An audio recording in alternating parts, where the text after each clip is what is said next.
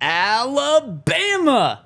That is what we're talking about today. Yes. Alabama and Arkansas. Wow. How about that? Triple A So to many start A words. off the show, because we're talking about Alabama, Arkansas linebacker Drew Sanders today on the DNVR Broncos show. Welcome, and Zac Stevens here, joined by my man Henry Chisholm, here to continue to break down the Denver Broncos draft class. And Hank, we're only on talking about the second guy here, but strong but mighty, I'm sorry.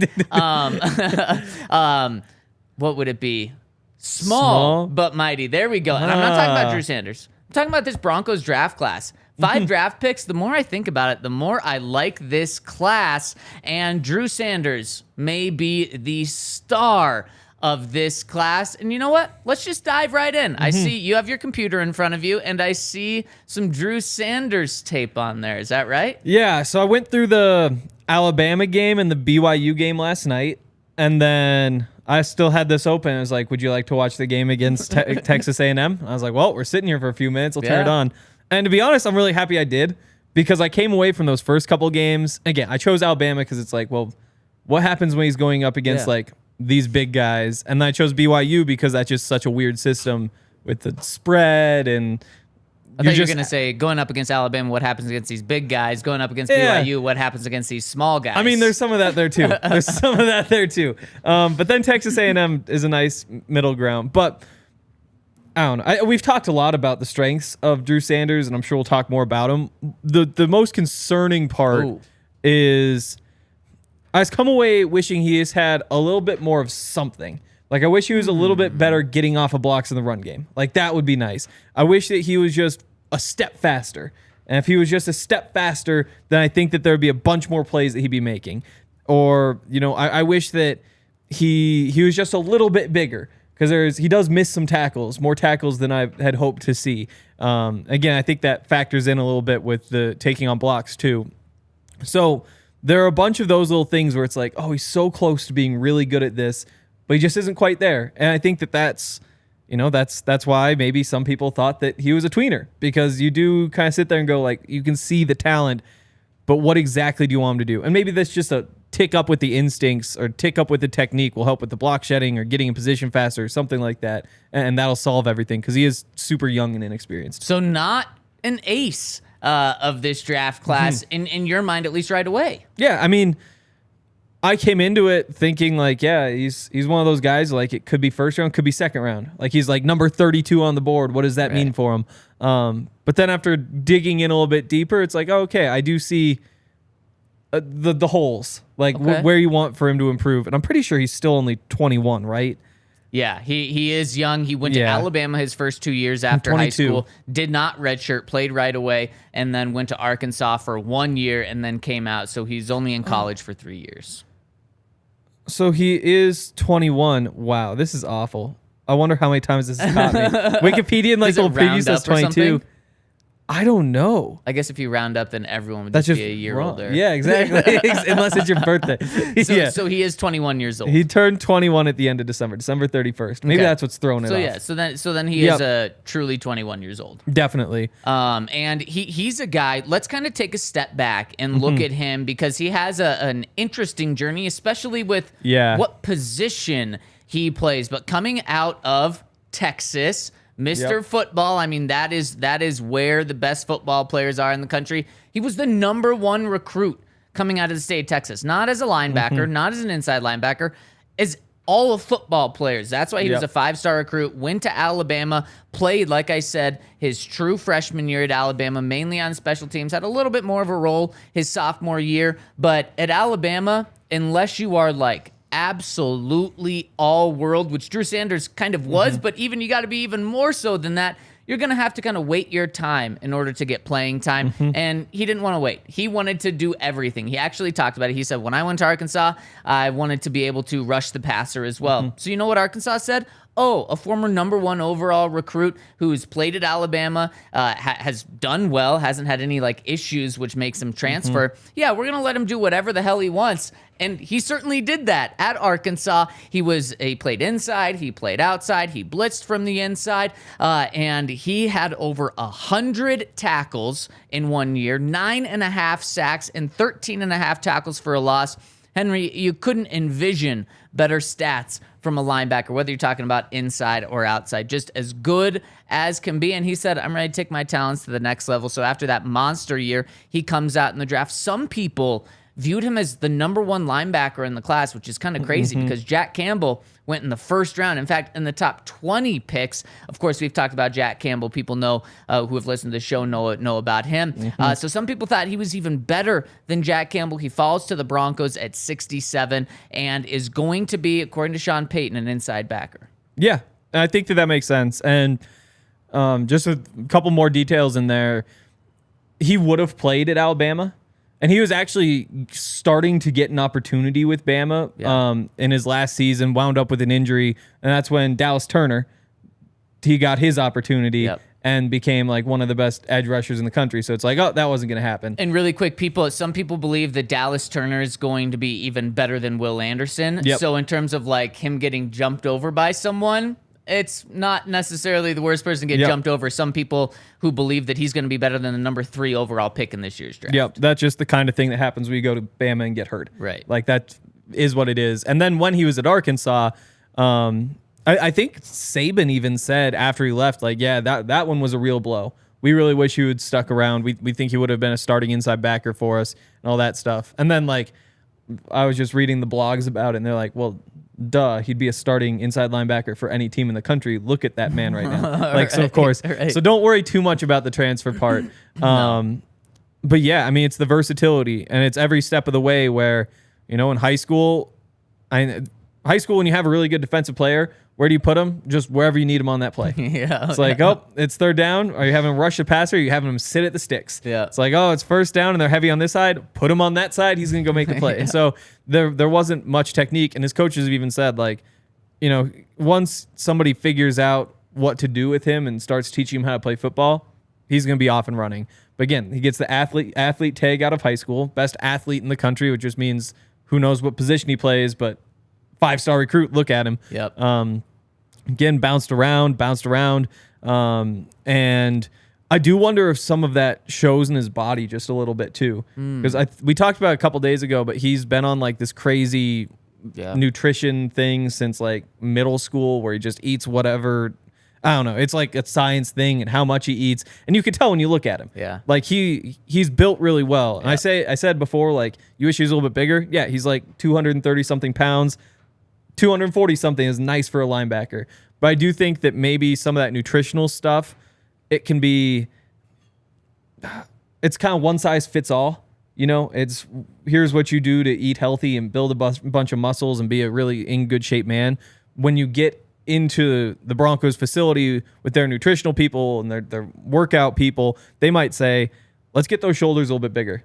Let's help you hit guys just a little bit more. You know, let's really work on figuring that out. Or maybe they want the legs a little bit bigger, which is possible, just to like be able to hold his ground. I didn't see as much of an issue there, but I do think that, again, Pro Football Focus actually says that it's December 31st, 2000. So we're getting conflicting dates. He's still a very young guy. 3 years out of high school, I'd guess he's 21. Yeah, I would too. I mean, you figure out what you want him to do, and then you can kind of tweak his body a little bit, and I think some of those other concerns might go away. Yeah, Hank, two things that you said there that are really important, and I'm going to play off the one that you just said about his nutrition.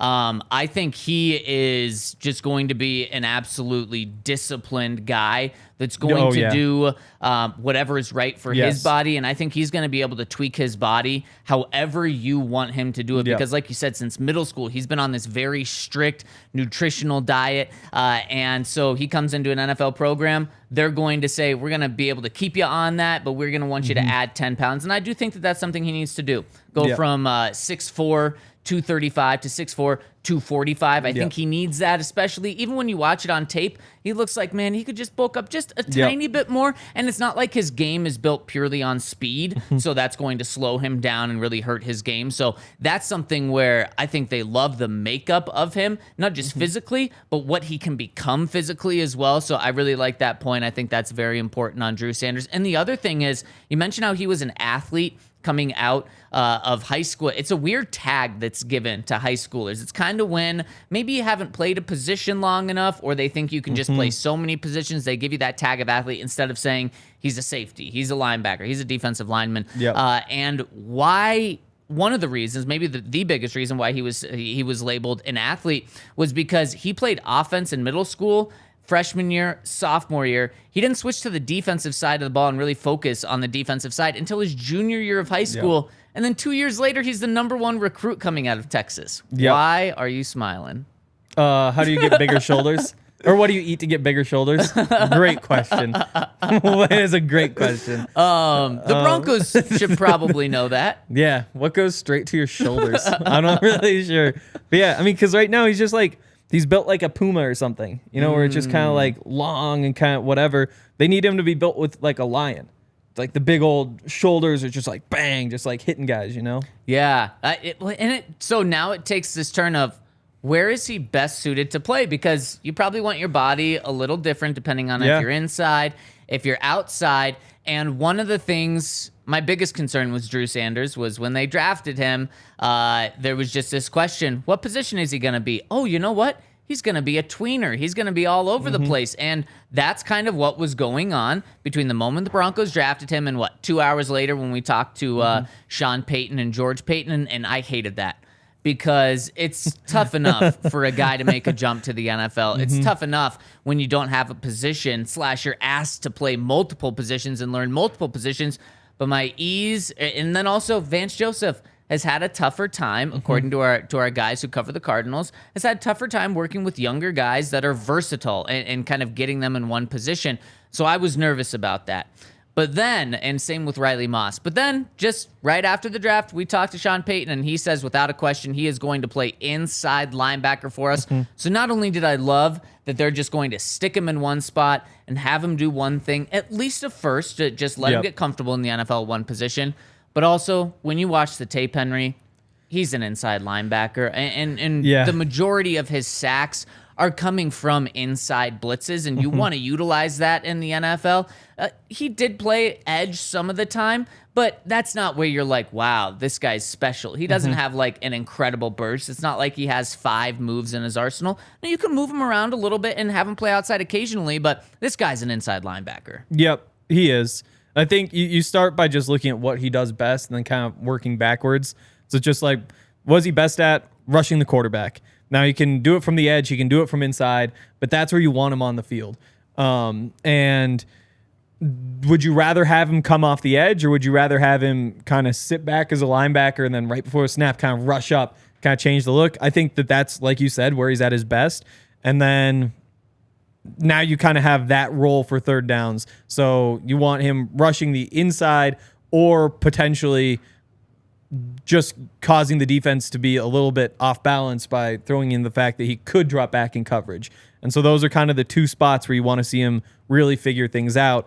And then neither of those really force you to do one thing or the other in that 3-4, just because you can do so much with your outside linebackers. So I guess it isn't all that tied together. But from there, you probably do want to say, like, just work on those instincts in the interior. Because, again, it's not like he's not the biggest player. I don't think you want him setting the edge. No, I think you'd rather have Randy Gregory out there setting the edge, and maybe even Baron Browning probably out there setting the edge. And again, when offensive linemen get their hands on him, he is kind of in trouble, but he's just so slippery before that. You know, Vaughn was able to turn not being super strong on the edge into being great on the edge because he would just never get blocked anyway. But that's obviously unreasonable to expect. Yeah, and Henry, my instincts are telling me that I need to tell you about Pins and Aces. So check them out, pinsandaces.com. Use that promo code DNVR. It's going to get you not only 15% off, but free shipping as well. You want to look cool on the golf course. You want to feel cool on the golf course. You want to have all the stretch needed on the golf course.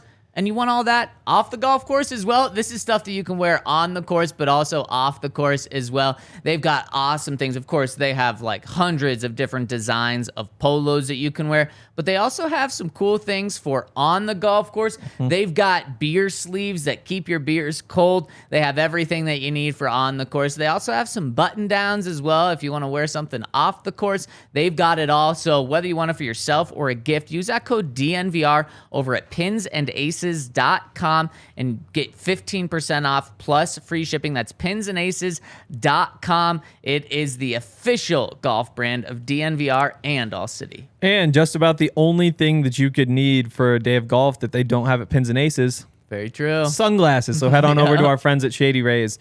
They've got so many awesome promotions. We talk about them a lot, but if you don't like your sunglasses, you can return them and get refunded or get them exchanged within the first 30 days. If you lose them or break them, you can get them replaced at any point. Oh, wow. Inside sunglasses, you hear. Here pulls it off. Yeah.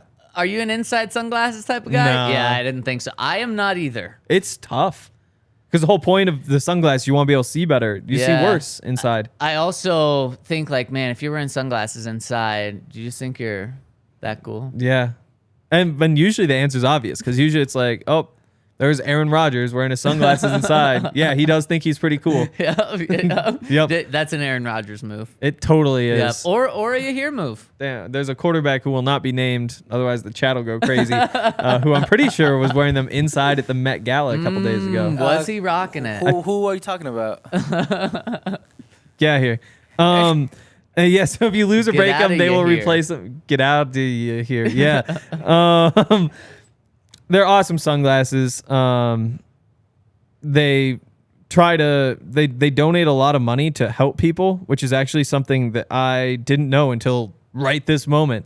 Yeah, they provide much needed support to nonprofit partners across the U.S. through Shady Rays Impact. They build play sets for pediatric cancer patients, provide young adults with MS, the outdoor adventure of a lifetime. Shady Rays is making an impact in your community and others. Wow, so now you definitely need to support them. I mean, that's awesome stuff. So use the code DNVR at Shady Rays. You'll get 50% off 2 or more pairs of polarized sunglasses. The best sunglasses out there, so go get some. Wow. Some news coming out. Doesn't have to do with the Broncos, but just kind of mind-blowing. Browns 6'8", 360-pound tackle Dewand Jones from Ohio State was mocked and believed by many to be a first-round pick. He fell to the 4th-round pick, and we just found out why. Jones told teams during his interviews that his dream was to play in the NBA, not the NFL. Could you imagine, Henry, going into a job interview with a company and just being so honest that it's like unbelievably, brutally honest that you're like, yeah, this isn't really what I want to do. My dream is doing something else. But I guess I'm here right now. Yeah. They're like, I wonder what the question is. Right. Like it had to be like, so you've always wanted to play in the NFL? Right. It's like, actually, I always want to play in the NBA. And I guess that would be shame on teams if it was something as simple as that. Like, has this always been your dream? And he said, no, I love playing basketball, but I like football as well. I guess it depends on how his answer truly was. But you would think if he fell from the 1st to the 4th round that maybe he was like so adamant about it, like way over the top. Like the meeting starts and he's just like, hey, before we get started, I just got to tell everybody, I've always wanted to be an NBA player.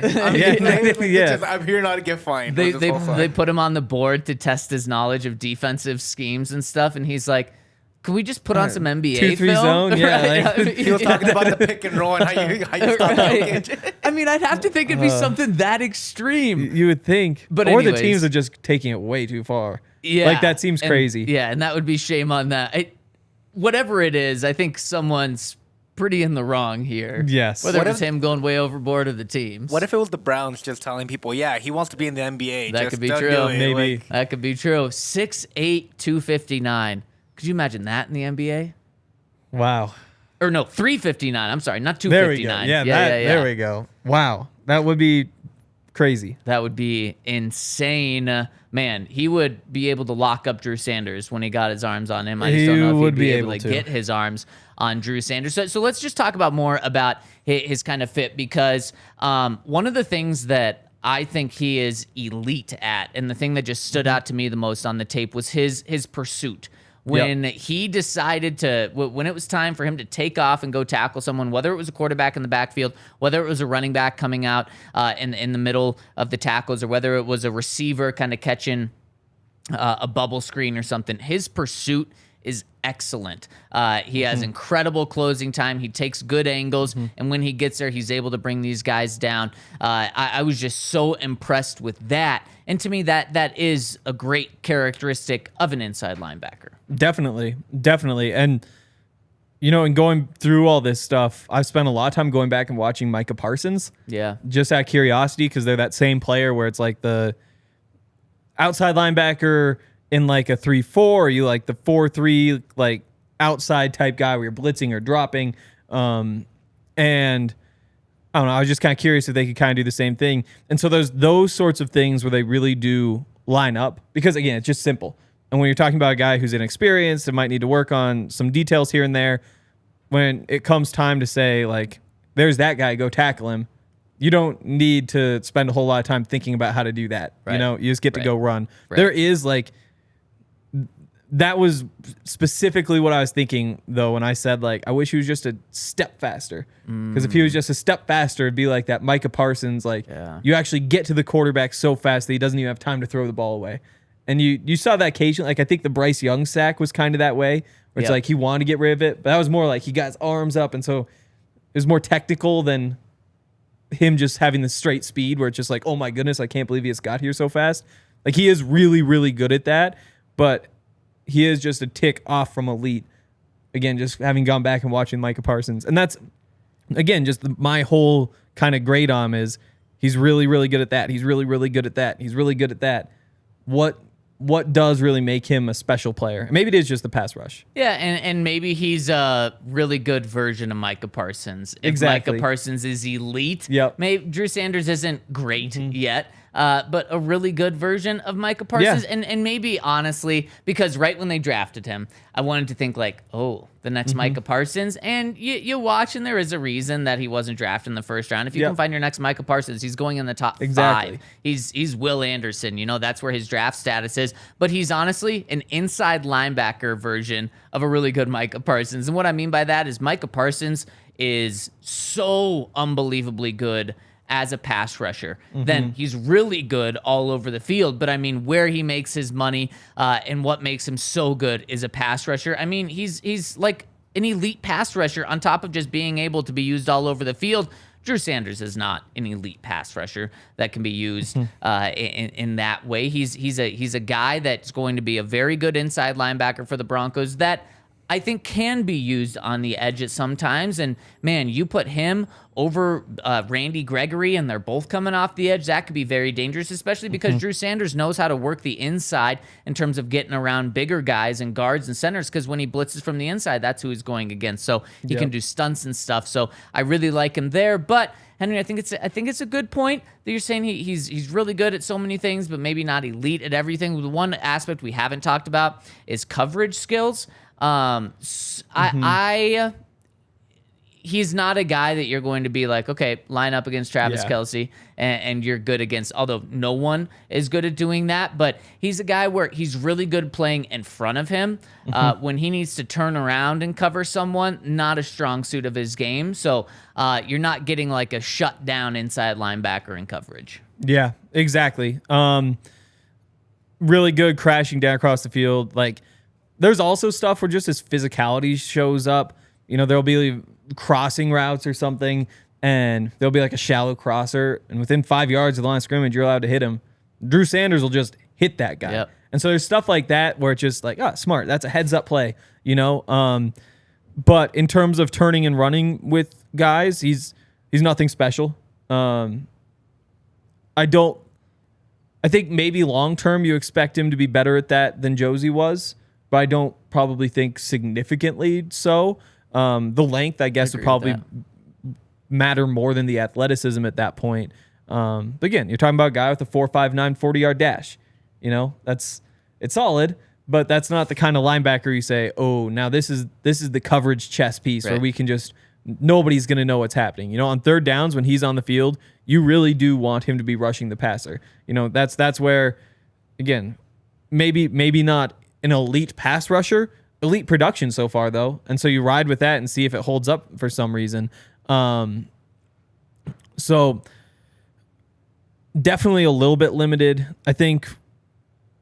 No, I'm thinking Skinner, who's really good with those flat coverage stuff. But yeah, he's solid, but nothing special. Yeah, and he can be a 3-down linebacker, but in a different way than you think of a 3-down linebacker. When you think of a 3-down linebacker, you think great against the run and great against the pass. So on first and second down can do both of those, and then on third down can be good in the pass game. No, he's kind of the opposite, where first and second down he's very good in the run game, can do that well enough. And then on third down, he's not covering, he's blitzing, whether it's from the inside or the outside. So he can be an every down linebacker. We had someone in the chat saying he's going to be the next Bill Romanowski for the Broncos. Obviously, a very big comparison. We've said the name Micah Parsons and how he's similar, how he's different. Lance Zierlein of NFL.com had a first or second round projection on Drew Sanders, and he gave him the NFL comparison of Tremaine Edmonds. What a high compliment there, as Tremaine was a first round pick, lived up to it so much that he just got like $18 million a year on the free agent market. Absolutely. I mean, that's obviously, if you get Tremaine Edmonds, you're thrilled. That's one of the best linebackers of the NFL. He's making $20 million a year. I think the difference is maybe I think the size is probably the best way to put it. It might show up more in the strength than with the size, but those sorts of things kind of working together. And I do think kind of the top end speed a little bit too. I do think that there's some of that. But again, there's also the quickness probably favors Drew Sanders. So when you look at them as pass rushers, Tremaine Edmonds will just blow guys up and run through them. Right. Sanders doesn't have as much of that. Like there's a couple of those highlights. Like there's one where he just blows up a running back and gets to the quarterback. But for the most part, it is kind of the quickness and the rush. But in terms of what you do with them, they're not too far off. You're just that is the ceiling and not the expectation. Yeah, 100%. I mean, he was Tremaine Edmonds was a 16th pick in the draft. Drew Sanders, the 67th pick in the draft. But I think that's a better comparison for Drew Sanders is Tremaine Edmonds as opposed to a Micah Parsons, because Tremaine Edmonds, an inside linebacker, Micah Parsons, I think just dominates off the edge. So I think that's the guy that you should be looking for. If he's the next Tremaine Edmonds, Micah Parsons, Bill Romanowski, it's an easy A+ for this draft pick. Henry, I don't think you're going to say that. So let's dish out our grades for this pick. Where are you going? And we decided we're going pick, not player, right? Yep. So what is that? 60, 67. Yep.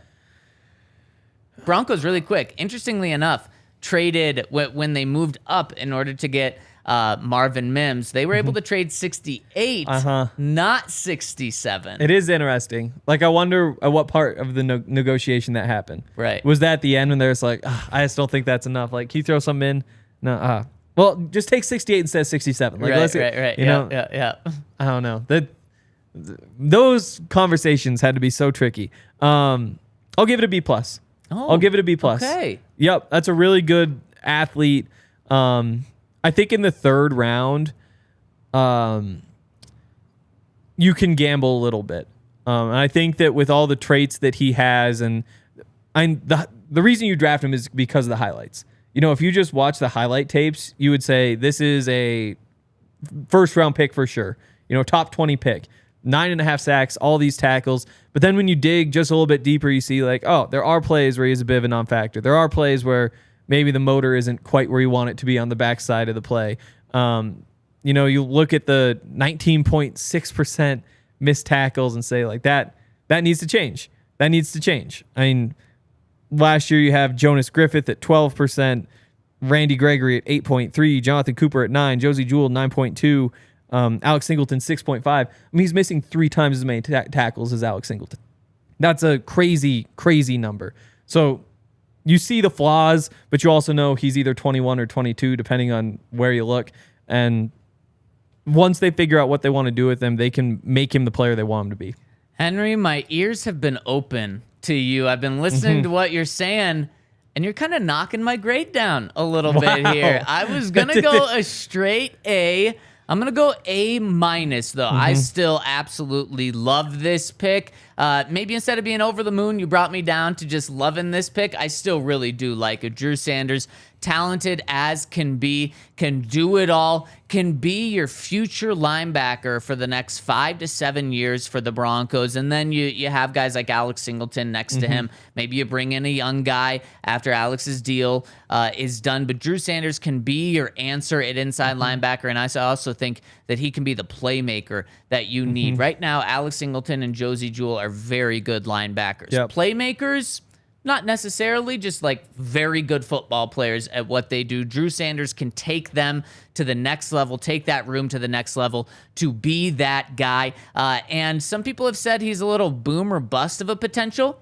I can see that, but I think he's more of like solid player or boom, the next Tremaine Edmonds with hitting that boom. He'll be great on special teams, regardless. Yeah, and if that's what you get from him, then this grade's going way down for me. Definitely. But I really like what he's going to bring to this defense, not just this year, but moving forward. I think he's absolutely your day one starting inside linebacker in 2024 with ability to do a lot right now. What are you laughing at?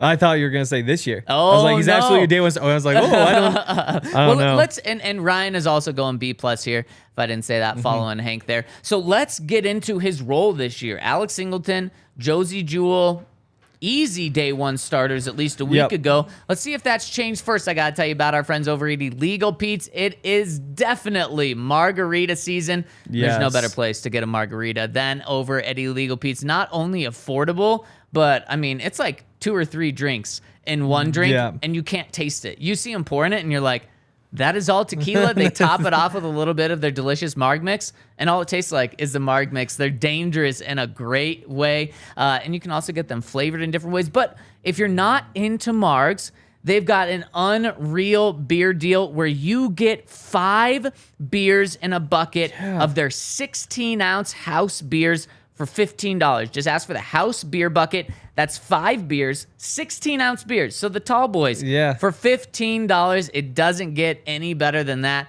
Man, maybe you go with some friends, you get Margs and the beer bucket and nachos or a burrito. It is the best. And if you're going to the Nuggets games, check out the Illegal Pete's down there, as Hank does. And you bring your ticket in, and you get a free drink with the purchase of entree. Is that it? Yeah. My incredible. Goodness. Incredible deal. We love Illegal Pete's. We know you will too. So whether you live here or if you're visiting, honestly, that's a recommendation I'd give to someone while visiting. Definitely. If you want a delicious, probably lunch if you're visiting, because you're probably going to go to like a sit-down place for dinner, check out Illegal Pete's. Definitely. I just had a quesadilla there for the first time a couple days ago. So good. It's so good. My mom would always say, like, don't get a quesadilla out because you can just make these at home. Most of the time, she's right. Yeah. At Illegal Pete's, no, these are different. Yep. Oh, it was so good. Breckenridge Brewery is also good. I think I've said this before on the podcast. I've had so many of the summer shandies. I should figure out what that's actually called. I just say kind of a shandy, and then they bring the shandy. But that's the special here at the bar right now. I think it's like $6 for a shandy. And then you can, it's like half price during happy hour and that sort of stuff. $3. Yeah. So then that's when it's pretty awesome. The Summer Pilsner Shandy. That's what it's called. Oof. So good. And I don't know. I think I had like 4 of them during this last Nuggets game because they just go down so easy. They're so good. But even if you're not here for the shandy, we've got all sorts of Breckenridge beers on tap. You can pick up some Breckenridge beers basically wherever you are. Just use the beer locator at breckbrew.com. And yeah, it's Nugget season, so drink some Breckenridge beers and watch the Nuggets. It's what we've been doing basically every night. Yep. And Friday night is the next Nuggets game. Yeah. Kind of a long drought here, so I imagine that Friday is just going to be absolutely popping at the bar. Maybe stop by Illegal Pete's, then come to the bar because the Nuggets aren't playing in Denver, playing in Phoenix. So check all of them out.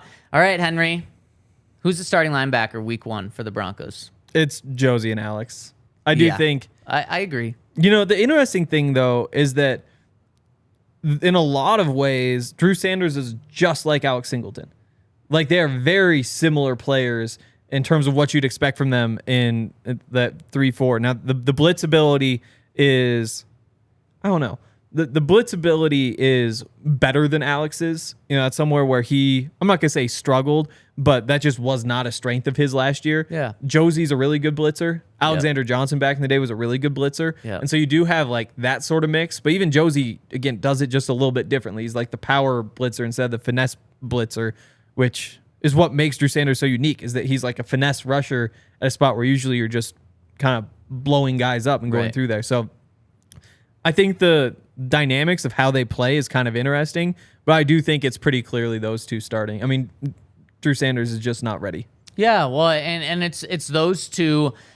We talk about how Sean Payton is going to play the best players regardless of their draft position, regardless of how much money they're making. But Alex and Josey are making a lot of money this year, but Sean Payton's not going to pay them or play them because of that money. He's going to play them. Wow. This is tough for me. He's going to play them because they've earned that money. They play like $6 million, $7 million linebackers that they are. Yep. And right now, Drew Sanders, being a third-round pick, a rookie, 21 years old, isn't up to that yet. So those guys are going to play because they're really good football players. And Josey and Alex, for a second year together, I think that they're even going to get better this year. But I think this Drew Sanders pick really spells doom for Josey Jewell's future with the team after this year. Alex Singleton, we know he's on a 3-year contract. Pretty much first 2 years are guaranteed. So he's here through 2023 through 2024. Next year, this is Josey Jewell's last year with the team, though. They could move on from him right now and before the season and save almost $5 million in cap.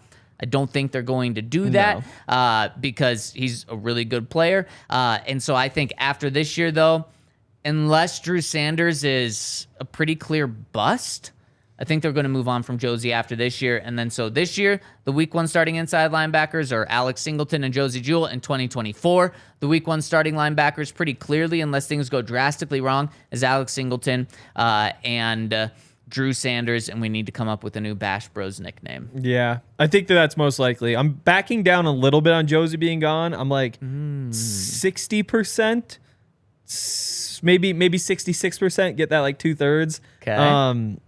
But I do think that, first of all, the contract that Josey gets isn't going to be massive. Those $6 million contracts are, if that's where he sticks, then that's not a massive amount of money if you think that he can be an important piece of the defense. Again, he's kind of been the centerpiece of that defense for a long time. He's worn the green dot, those sorts of things. Now he's also been hurt and a whole bunch of other stuff has happened. But when you think, could I bring back Josey Jewell with those $6 million, or could I, go get a $6 million defensive lineman? Who is that $6 million defensive lineman? Because of positional value, he's not going to be nearly as good as Josey Jewell probably. So I do think that kind of works in Josey's favor. And again, like the fact that Drew Sanders is a pretty unique player, and there's going to be some growing pains probably. So I think that you can find ways to play them together. Part of the one way that Josey could stick around is if Drew Sanders turns out to be really good rushing from the edge. And so they're saying, okay, nickel defense, we just want him coming off the edge. Well, then all of a sudden you still need those 2 linebackers there. And $6 million, that's not that big of a deal. It could be I don't think it's a full-on switch to 4-3, but with Vance Joseph, it is more of a hybrid defense. I don't think that, the same 3-4 that we've seen for years has just been like that Vic Fangio. You've got both outside linebackers on the line. It looks basically the same before the snap every single time. With Vance, he'll change things up a little bit. And I think that maybe there is a little bit different role where Drew shifts to an outside linebacker, but it's kind of that off-ball, outside, kind of like over, under. I can't remember if that'd be over, under, whatever it is. So I do think that there's a path, though, where these guys kind of line up and make sense together. It's unlikely, but then you also throw in the bust potential with Drew Sanders, and it doesn't really show you anything. I'd say there's like a 1 in 3 chance Josey's back. That's fair if Josey's back next year on a normal deal like $6 million, where it's not just like he's coming back for $2 million. Yeah. If he's back for $6 million in 2024, and Drew Sanders hasn't moved to fully outside linebacker or something, he's still an inside linebacker, then this is a very disappointing pick. Even just a year in, because he really should be taking that next step and becoming not even the guy at inside linebacker, just number 2 alongside.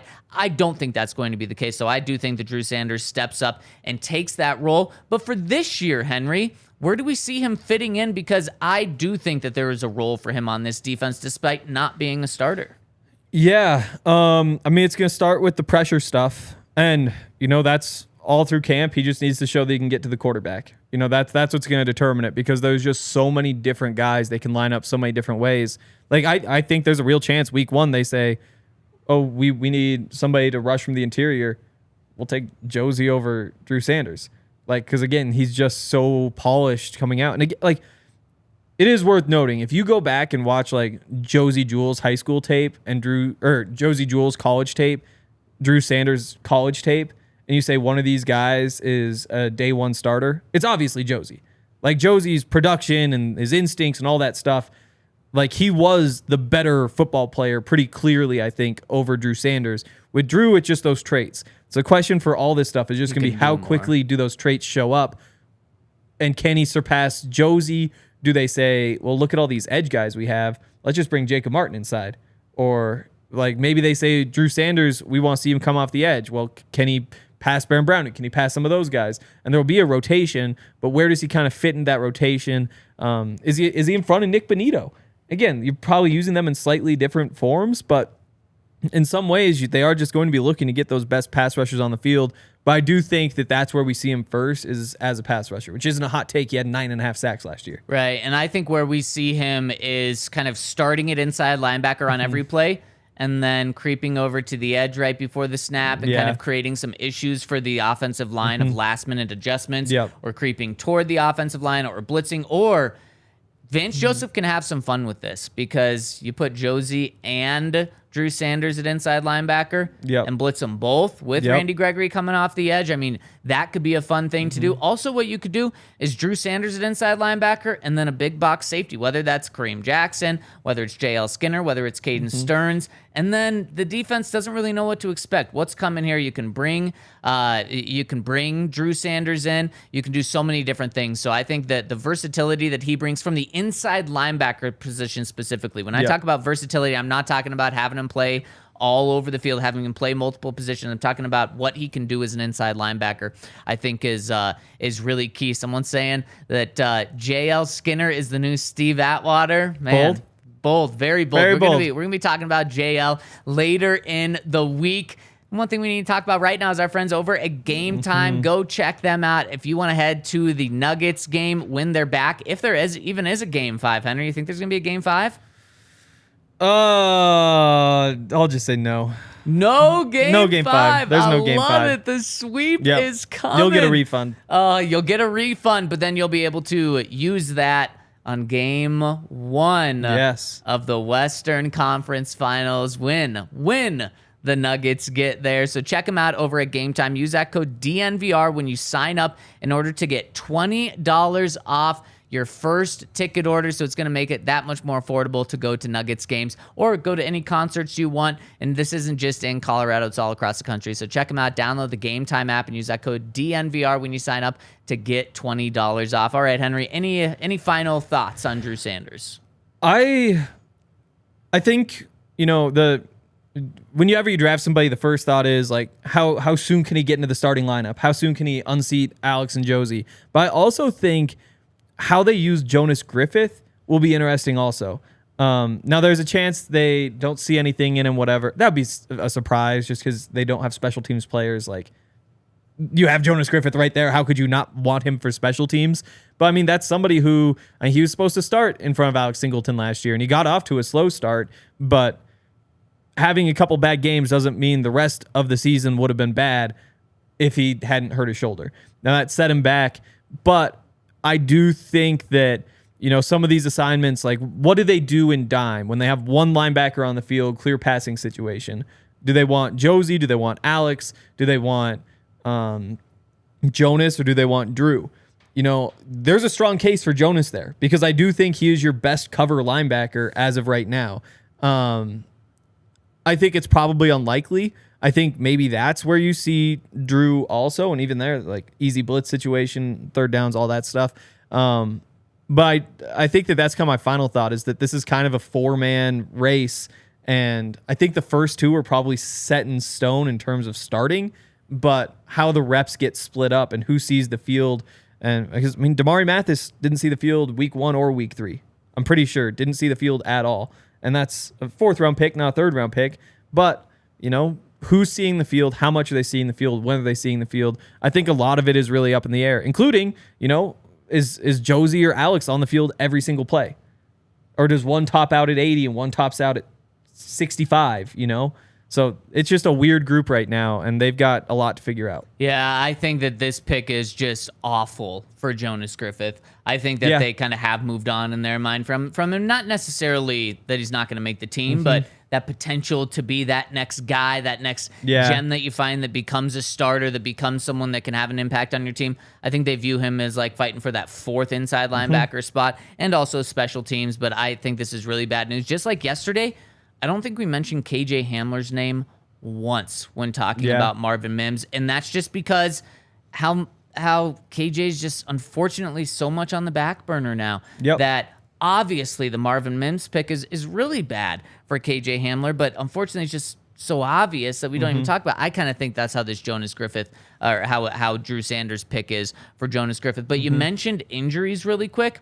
I do think that Drew Sanders starts this year, not week 1, but Josey Jewell over the past 2 years. He missed 4 games last year. He missed 15 games the year before. He's someone that probably going to miss a couple of games, and if not him, maybe Alex Singleton misses a couple of games. Just playing that inside linebacker spot is so brutal. It's not anything against Josey, but you're likely to get dinged up, and I think that the next guy up, even this year, is going to be Drew Sanders, and then maybe he'll get his opportunity to shine, just takes off and doesn't look back, or it'll be clear, okay, no, you're still the backup behind Josey and Alex right now. Yeah, I do think, I think they're going to test a lot of things out. Like, there's just going to be so many different situations where you want different guys doing different things.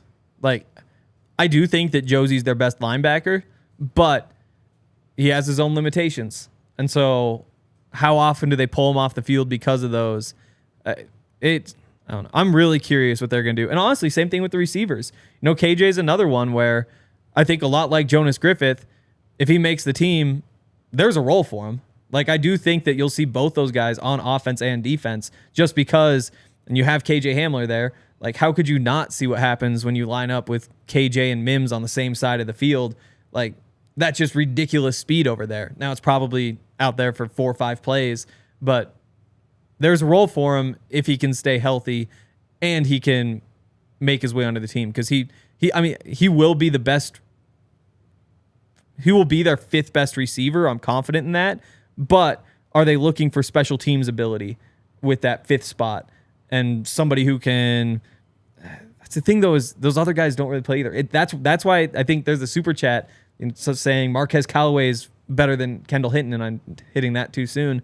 But no, let's hit it right now. Might as well. We're on our way to that point of the show. The thing is, Marquez Callaway, is he a better receiver? Probably slightly. He is. Kendall Hinton plays special teams. But again, you look at the 1 year he put up decent numbers, it was because of injuries. Like, it's not like they went into the season saying, oh, this is the guy we're going to feed the ball to. It's because, the number 2 receiver was Deontay Hardy. Yeah. Deontay Hardy was right behind him. But like, Henry, you're viewing this wrong. No one's asking Marquez Callaway or expecting him to be the number 1 receiver, the number 2 receiver, the number 3 receiver. It's, can he be the number 4 receiver? Yeah. Sean Payton wouldn't have brought him in if he thought he couldn't be the number 4 receiver. But again, I think Kendall Hinton, again, in that situation, like you look at the numbers for Marquez Callaway, who had one good year and a couple years like under 200, maybe one was right over 200. The reason he had those big numbers was because injuries allowed him that opportunity. It wasn't he went and, this sounds like negative toward him, he went and like they came into the season saying we want to get him the ball. He took advantage of it though. The leading receiver on a team, that's taking advantage of it. But I think that's circumstantial. Again, he caught 54% of his targets. Like the peripheral numbers are not lining up with him getting the opportunity he had. Again, Kendall Hinton doesn't have a season like that, but he hasn't quite had that opportunity. So I agree Marquez Callaway is a little bit better receiver. With Hinton, though, he gives you so much on the special teams. They have him out there so much that in terms of a fight for a roster spot, I do think that battle's pretty even. We need a pizza bet then. You want a pizza bet? Kendall Hinton makes the roster over Callaway. You get a pizza. If Callaway makes the roster over Hinton, I get a pizza. If both make it, neither. If neither make it, neither. I'm in. Okay. I think the answer is actually going to be neither, but no, I'm in. I think I'm going to win this. I think Callaway is absolutely going to make this team. He's a Sean Payton guy. That cannot be not only a Sean Payton guy, but a Sean Payton guy on offense. But he's more like the Ben Braden than he is Billy Turner to me. You know, when we go back through last year. Man, I don't think so. Okay. I think this is one of Sean's guys that he loves for depth. Not obviously a big time guy, but I think he's going to become the guy. Okay. Become the guy in terms of make the team. Okay. Practice squad doesn't count. Correct. Yeah, okay. we can Just do be that. Clear. Cool. Yeah. I hope Kendall Hinton makes the team. I'll be rooting for him. Awesome guy, awesome story. I just think that Sean Payton, man, it's going to be Callaway. And I think I think he wants him on the practice squad because again, it's for depth. Sure. I mean, that's not somebody anybody's going to poach. Man, the fact he signed him in March in free agency says that he does like him though. Yep. Okay, let's hit some comments. One coming in from Howie Boot My Booner says, love you guys. It's been a long time between comments for me. Bought a new house, got a new job with no spare time, but I still listen to the pods religiously. Well, congratulations. Quite the life update. Says, is Hank okay? Does he need a hug? Many negative takes these days. What? My real question is, with the drafting, and man, that's before this pod. We're a little Debbie Downer on Drew. I'm just saying, I mean, he was a 3rd round pick. And he's a really good 3rd round pick. He says, my question is, with the drafting of Mims and having Judy still around, 2 world-class man coverage beaters, will opposing defenses opt to run a lot of zone or take their chances of the big occasional play popping off? I'm looking forward to more content as I am currently stuck on the couch with a ruptured disc in my neck, which requires surgery to repair, and in the public health system, this may take a while. So I'll be a regular commenter for the next couple of months. Keep the juice flowing, boys. Cheers, Harry. Let's go. Let's go, Harry. Hope you feel better, and hopefully Hank doesn't get you too down when you're on the couch. I don't think I've been that negative. I don't think I've been negative at all. A little bit Debbie Downer on Drew. Just slightly. I mean, yeah. I mean, there's also the highlights right there. I think it's a great value. That's a guy who, again, was we need to hear you say it more. It was number 31, 32 on the board. Yeah. You know? Yeah, okay, there we go. Awesome. Now we're getting some positivity. I don't think I was negative. All I'm saying is he's not Bobby Wagner. Damn, that's pretty negative. Yeah, wow, yeah. That's tough, man. He's not Bobby Wagner. He's not Micah Parsons. QB that I'm still curious who we're talking about. We're not talking about that. Not talking about that guy. He's. Have you been talked to by management?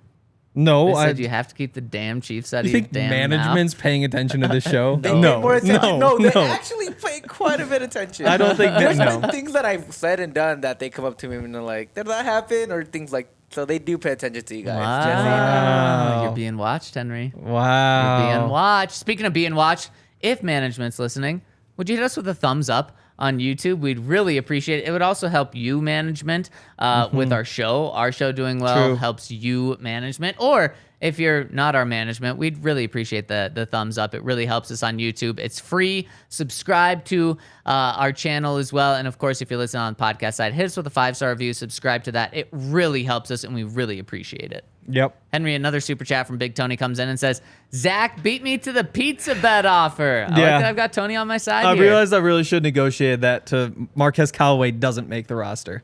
Like, that should have been the one. Because I don't think that Hinton will, but I also don't think Callaway like will. You will. But I don't think so. Who do you think the fifth receiver is? So again, that gets you through. Oh, so KJ, first of all. I think he's making it? I mean, it's a gamble on health, which is a bold gamble. Yep. Honestly, I think that the shoulder, the pec right now. Yeah. They all kind of run together. But yeah, so the pec shoulder, no, the pec injury, I think helps me a little bit because he can just kind of like preserve himself till the start of camp and then he can go play. And so I do think if he's healthy, he's got to be a lock. I mean, he's by far the most talented of any of those guys. Got to be a lock. No chance.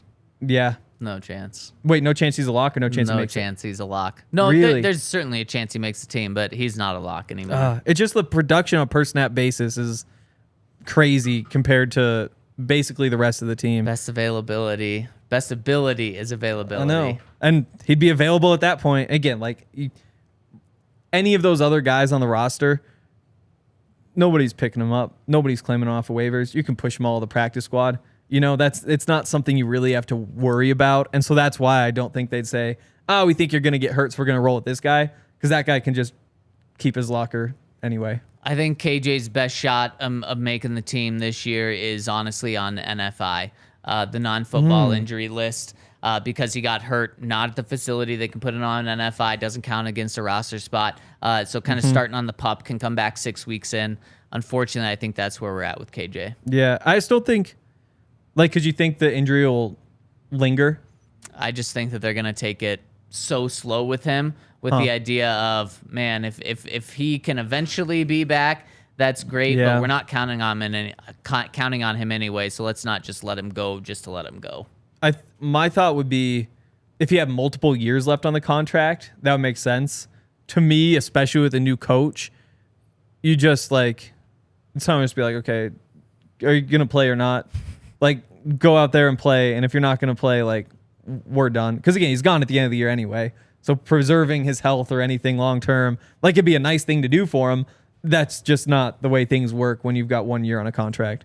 But, yeah, so I do have KJ as the number 5, and then after that is where it gets wide open. I think you have to assume that they'll keep 6, although I think there should be some doubt just because I do think you can get anybody onto the practice squad after that. Callaway. It's right there. I mean, Callaway probably be the betting favorite. But that's why, again, I wish I hadn't taken one particular. I would have just taken the field. But again, like Jalen Virgil could have a big camp. Brandon Johnson could have a big camp. Little Jordan Humphrey, I think, has played a little bit more special teams than Callaway. And then you've got Montrell Washington, who I don't think is going to take that job. Marvin Mims was really tough pick for him. That's who it really hurts. Yeah. And I mean, that's where for him to make the roster, he needs KJ to not be healthy. Yep. You know, that's kind of the final path there. So I do think it's pretty wide open, but I do think there's a clear top 5, and then there's 5 right after you could sneak to the practice squad. Fortunately for KJ, I don't think it's a clear top 5. But well, we have a lot of time to continue to discuss that. The count says, I was stunned at the apathetic crowd in the last 8 minutes of the Avs game. Ball Arena felt like a morgue. No one has given me a good answer as to why, but RK's admission of apathy explains it all. I honestly think they could have tied it up with some crowd help. Y'all that were there should be ashamed. Worst home Game 7 crowd of any sport I can remember. Boo! Wow. Love the count. Not sure there was too much love in that comment. The count. Hank, were you there? Yeah. Wow. I know. And I didn't think it was that quiet. Boo! I thought there you. There were some pretty big pushes there at the end. From the TV, I agree with the count. Huh. It didn't feel like, no, I don't necessarily agree with him that the crowd could have helped them win it. But I do agree it was kind of a disappointing. It didn't feel like a game, especially just how amped the crowd was for game 2s last year. It felt like it wasn't on that level, and this was a game 7. Did it feel like that in the stadium?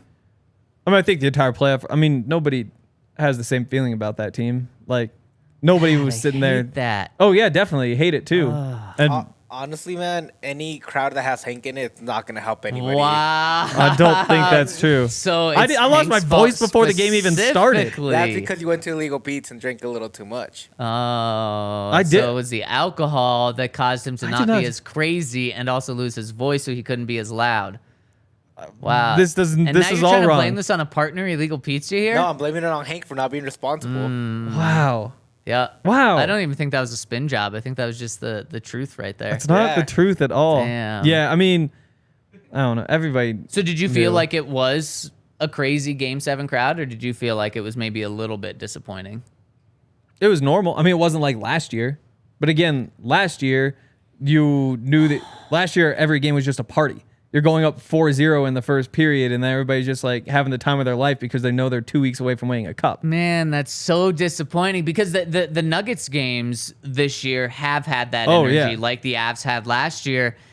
If that's the truth, I'm disappointed. Kind of like the count.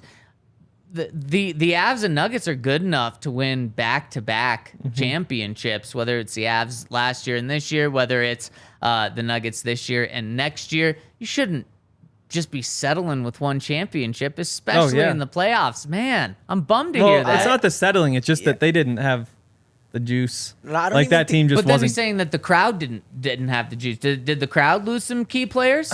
See, I think, but again, it's not that, like, you just can't get to that. Like, last year's crowd was insane because everybody knew we're about to go win a cup. Like, that just, everybody's mind is just in a crazy place. Like, that's just euphoric. Like, you're on like a drug. Though. You can't, though. It's impossible. You got to. Like, it only comes naturally.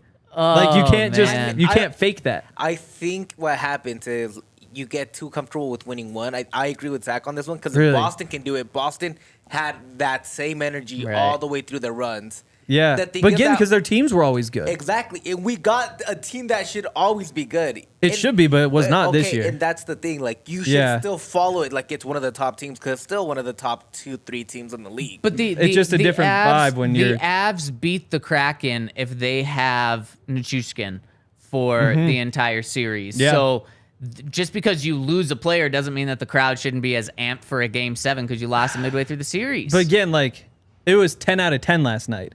Last year's just 13 out of 10 because that team was the best team that has existed in Colorado history. So here's the question. Should the crowd be crazier when they know that their team is better? I say no, not to an extent. I don't expect Broncos crowds these past 7 years to be as crazy as crowds when the Broncos are winning Super Bowls. What I do expect, though, is when the Broncos get into the playoffs, that crowd is on championship or bust level, even if they sneak into the playoffs with a 9-8 record and are hosting a wild card game at home. I expect that crowd to be absolutely bonkers. I don't expect the crowd to take it up a notch only when they think that they have a Super Bowl caliber team. It's not like a choice, though. It's not like anybody saying they're like... It is a choice. No, absolutely is not. It's just like it's like a religious feeling last year. We're just like, oh my God, this is the best team that Colorado's ever had. I can't believe that this is my life. Like, every single moment, your mind is being blown. Like, these guys are insane. Look at what they just did. Can you believe McKinnon? Like, holy hell. Like, those 3 passes, bang, bang, bang, bang, bang, and then a goal. Still had McKinnon this year. He was still doing McKinnon But you things. never saw, like, it was last year, every single moment, you're just like, oh my God. Like, I can't believe, how lucky am I to be alive right now? And this year, it's like, You still have if they that grind guy. it out. You have that guy, but you don't have the team. I'm not even talking about the guy. I'm talking about the team. Like, that team was the best, probably the best team that's ever played sports in this state. Like, you just, it was magic. It's it's not a logical thing. You can't just cheer, like, it's not cheering hard or not cheering hard. Everybody was cheering their asses off. But there's just like this magic to it that was definitely not there this year. Man, I think the best team was the Broncos in the 90s. I think those Super Bowl teams. The Avs lost 4 games last year in the playoffs. They're 16-4. The Broncos lost no games in the playoffs. How about Well, that? there's And that. went 14-2 in the regular season. Man, I mean, I'm bummed. I'm bummed to hear that. I hope that when the Broncos are back, that fans don't get apathetic. It was just Ryan who was apathetic, I think. If Ryan is apathetic to a team he loves, and then now I hear this about the crowd, that concerns me that the apathy was way more around. I don't even think Ryan knew what he was talking about. Like, I don't even think he got right. I think that it just, like, it was not the same as last year. Like, the Nuggets this year are the same as the Avs last year. That's where you're just like, holy shit, like, I can't believe these guys. I talked to the Avs guys, or Avs beat, and they felt the same way. They're like, they want to win it. They want it to go far, but it's like, it's really, really hard when you have a team that struggled all year because of injuries, and then you get to the playoffs, and you're like, you want it, but at the same time, you're not going to be disappointed. But they were as healthy as they had ever been going into the playoffs. No, they were still missing a lot of... It was as healthy as they had been, though, but they throughout the season. They have and they finished Kadri, strong. they didn't have Burakovsky, they didn't have Landy. Oh my gosh, you're going to lose guys in the offseason. But again, I'm just comparing this team to last team. That's why last year you're sitting there saying these guys are going to win the cup. Instead, every day you wake up for an Avs playoff game and you're like, oh God, I hope they can grind this one out. It's just different. Missing Landy gave everybody a really bad taste in their mouth all year, I think, and because that's the heart of the team. And if you don't have the heart, you're just kind of like, but they still finished the season without him extremely hot. No, man. and I think there's more like a fan thing more than the actual team thing. Like the not having Landy left everybody with a really bad taste, which kind of gave them that apathy that, like, if they don't win it, it's cool. They won it last year. They don't even have Landy. It's not that it's cool, but it's just that, like, you came into these playoffs thinking this team was as good as last year's team. No. See? But and that's the thing. I absolutely thought that they could make it to the Stanley Cup. Oh, yeah. They definitely could. But again, it's like last year in every playoff game, you're like, oh, this is going to be awesome. It's a party night. This year before every playoff game, you're thinking, oh, I hope they can grind it out. They haven't looked like they really deserve to win. They're getting outshot every game, but I think they can. They need the crowd behind them even more then. But it's not like, I think you're misunderstanding how crowds work. No, it's all just vibes. Playoff crowds. Like, with everybody's out there. Okay, we're everybody's moving out on. there screaming though. Final comment here. Nash Bronco it's just says, belief. Nash Bronco says, are we really talking about trading someone to make room for a second-round rookie? As Jose pointed out in the chat, Sean Payton plays 4 wide receivers and 4 tight ends regularly. I believe his wide receiver 4 played 20% of the snaps in his last year with the Saints, so I don't see the reason to trade one of the top 4 or 5 guys. It would be easier on the cap to do it next year anyways. Nash Bronco, not true. It would not be easier on the cap to do it next year anyways. You would save money this year and next year on the cap, so that's one reason. You do actually benefit cap-wise, and it's not just benefiting to have extra cap this year. It's benefiting because then you can roll that cap over that you saved this year. You can roll it over next year, where, by the way, the Broncos are $30 million above the cap for next year already. So they're going to have to cut some things. They're certainly going to make a lot of moves, probably one of them in the wide receiver room. If you're going to do it next year and you can do it in the middle of the season and pick up a 6th-round pick, I think that's worth it.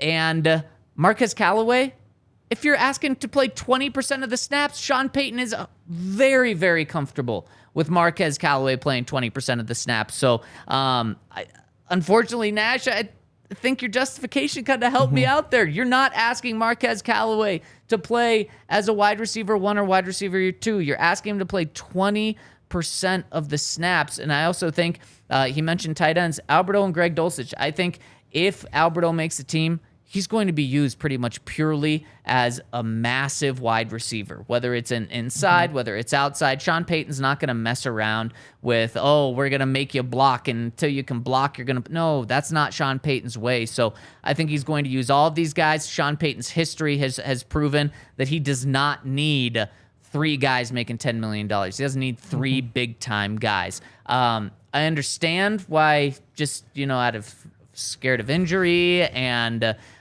just wanting as many weapons as possible, that you would keep them. I'm just making the argument of why I think it makes sense to move on from one of them. And to me, like, I said the same thing with Josey, where it's like, you give him $6 million. If you think he can help, sure. It's the same thing. Like, you move Sutton right now instead of next year, you save like 6.5, a little under $7 million, which is like, it's a decent amount of money. I'm more than willing to wait. And hopefully he increases his trade value because he plays well. And you can trade him at the deadline and get even more for him, or trade him in the offseason and get even more for him. Or say, wow, he's really good. This is a steal. Let's just keep him around. So that's why, like, that amount of money just If it was like $15 million, then yes, absolutely. But like when you're trying to save $6.7 million or something, it's like, I don't really care. And I'm glad you brought that up, just about the difference between Courtland Sutton potentially trading one of the receivers and trading Josey Jewell / cutting Josey Jewell. Josey Jewell's a starter. We're talking about a guy that may be pushed down to 4th on your depth chart at wide receiver, who's playing 20% of the. Well, one of these Mims guys. Is 4. I don't think so. Really? Sean Payton has a very rich history of getting unreal production from rookies. Michael Thomas had 1,000 yards as a rookie. You're thinking, oh, come on, Zach. Michael Thomas, 2nd round pick. Yeah. So true. why can't Marvis Mims become that? Okay, so what about a 7th round pick, Marquise Colston, 1,000 yards as a rookie, and then he had 2 other rookies go over 500 yards. One went over 600 yards. So he has no fear playing rookies. I think Marvis Mims is Sean Payton. Yeah, Marvis Mims. Marvin Mims. There we go. This is a tough day for me. Is going to get the Sean Payton bump of approval, meaning he's the only guy that Sean Payton's put his stamp of approval on. I do not think he's going to be the 4th wide receiver. That means Tim Patrick or Courtland Sutton. I don't think it's going to be Jerry Jeudy. One of those is going to be your 4. That would surprise me. And I'm taking the opposite route. Would not surprise. Wouldn't surprise me at all. Well, what are we going off of? Snap count week 1. Snap count week 1. Mims is 4th. Mims is 4th. Mims is after all those 3. And if there's a trade, Mims is not going to be. There we go, guys. There's a pizza bet. I think it'd be more fair to do like an average over the first month of the season or something, or even first half of the season. I thought we were talking about week 1. By the end of the season, I do think Mims probably moves up. Well, we're talking about. I guess what we're really talking about is a trade deadline. I think in the first half, I think all year, over the entire year, Mims is absolutely going to be in the top 3. But I even think by the trade deadline, when you would move one of those guys. So I guess that's what I'm fair doing, is by the trade deadline, kind of what we're talking about. Sure. Mims is in the top 3. Okay. There we go. I love it. Assuming, but that's just so tough with health and all that. Throw out the games where somebody's hurt. It could be every game. Definitely. And that's why I just want week 1. Man, Hank trying to throw in all these little intricacies. We're talking about Marvin Mims. What school did he go to? Oklahoma. He went to Oklahoma, and speaking of Oklahoma, there's a new bopping song out there called Oklahoma from our friends over at Pleasure Horse. A lot of people who listen to the pod confuse them with me, think that I'm the one that sings our intro and our outro song. It is not. It is our great friends, Pleasure Horse. They are an incredible band, obviously big-time friends of the program. You know all of them, or you all know them from their great songs that we play on this podcast, and they've got a new single that dropped last week. It's on all streaming services, and we're going to leave you with it on this podcast. If you're tuning in on the podcast side, if you're watching on YouTube, tune into the podcast to hear the new hit song, Oklahoma. But that will do it for us today. We will see you tomorrow. We're going to talk about Riley Moss. Very interesting prospect. Thanks all so much for rolling with us. Have a happy Wednesday. We'll see you tomorrow.